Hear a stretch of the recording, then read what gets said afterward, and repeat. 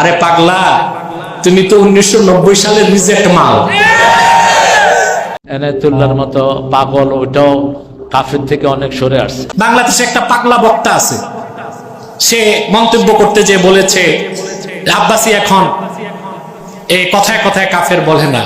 আরে পাগলা, তুমি তো 1990 সালের রিজেক্ট মাল। এখনো তুমিও কুফর করলে আব্বাসী তোমাকে ছাড়বে না, কাফের ফতোয়া দিবে।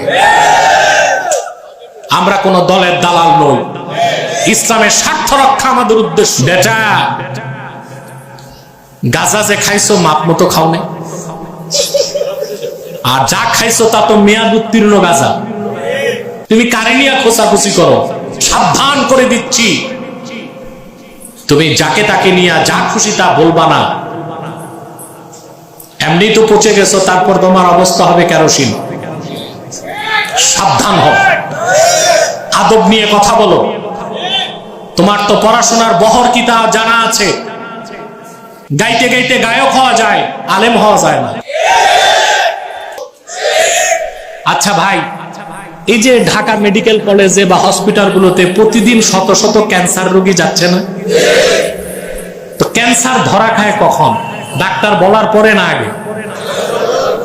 শত শত রোগীকে প্রেসক্রাইব করে ডাক্তার যে আপনার ক্যান্সার আছে। এখন দোষ কি ডাক্তারের?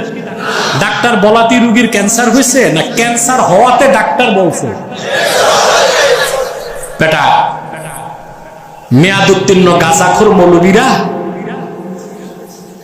আমি বলার কারণে তোমরা কাফের হও না, তোমরা কাফের হও বলেই তো আব্বাসী কাফের হও।